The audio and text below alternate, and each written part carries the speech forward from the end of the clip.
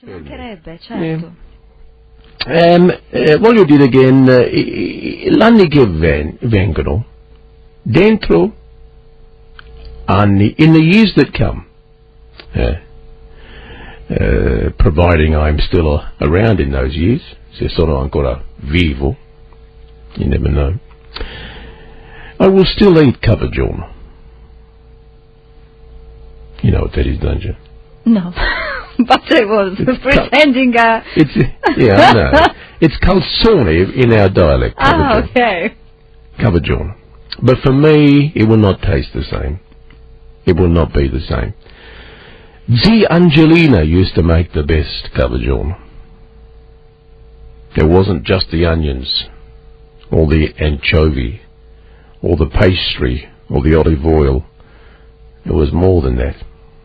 Zia Angelina would make it with passion, with love, and I felt like she made it just for me.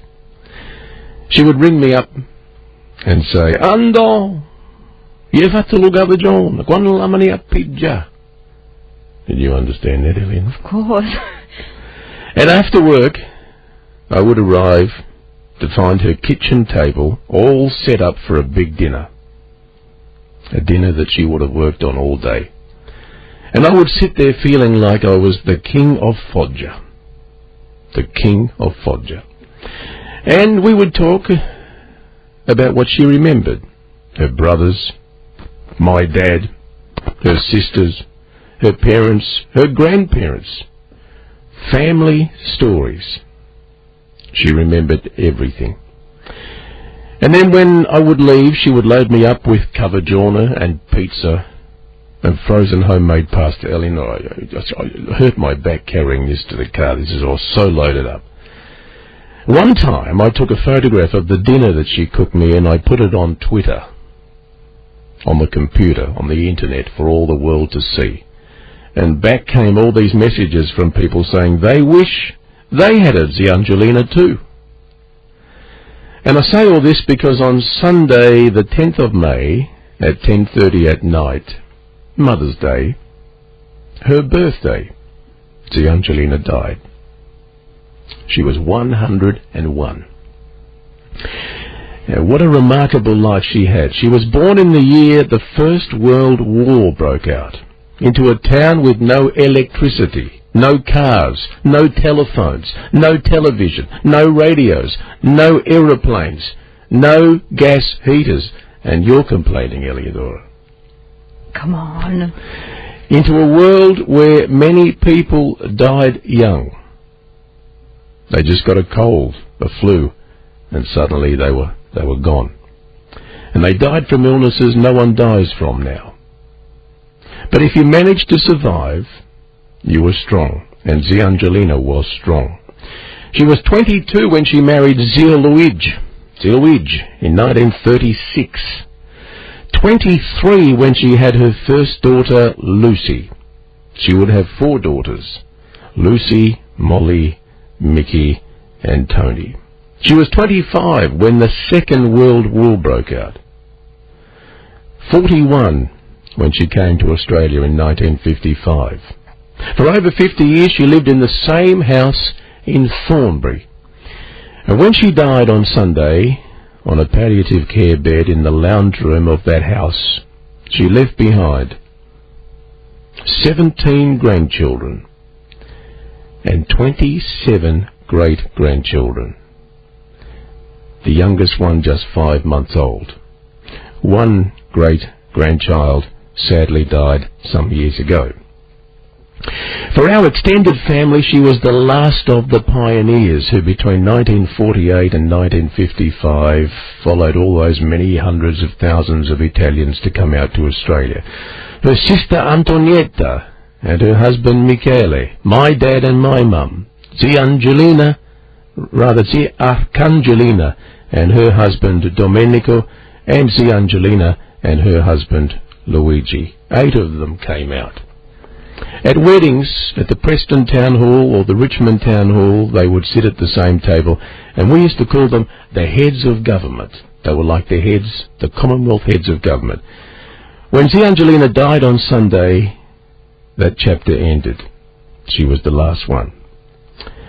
And now the extended family has become so big that we only see each other at funerals. It wasn't just that she got to 101, but it was the way she got there. She was always full of life, always optimistic, always warm, always generous. She came in here to Rete Italia a couple of times. The last time was last year when she turned 100. And after the program, we went to lunch, and then I asked her what she wanted to do. She wanted to go to the Carlton Cemetery. And we spent 2 hours wandering around the cemetery, going to the graves of all the people she knew. I was half her age, and I was tired. Her funeral was held last Friday, the 15th of May. Her body was laid to rest in Australian soil 60 years to the day that she set foot on Australian soil.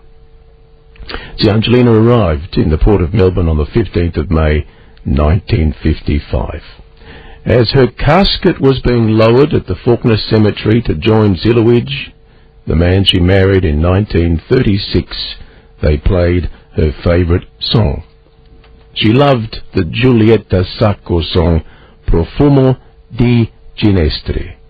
And this morning, on the 32 radio stations of the Rete Italia radio network, I would like to play that song.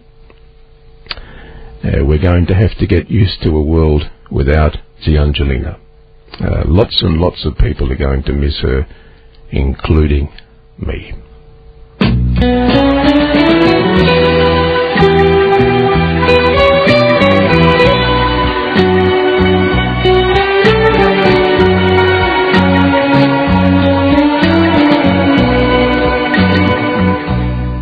Profumo di ginestre, profumo di ginestre avevo in te, ed ora sono qui, racchiusa tutta in me, e guardo tanta gente sorridente intorno a me, nella malinconia di questa via. Ma se tornassi tu, amore mio, ritornerebbe il sole a illuminare il mondo mio che stringi fra le mani, quel mondo mio che resti sempre tu, e sempre vivo in me, amore mio, il desiderio che sentivi tu. Vorrei guardare ancora gli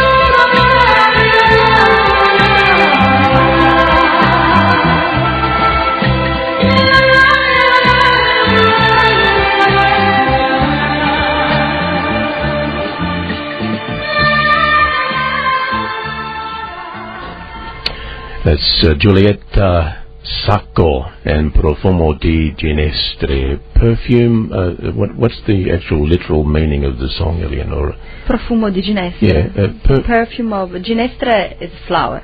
Oh, right. Perfume of a flower. Flower, it's a kind of flower specific. I don't know the name in English.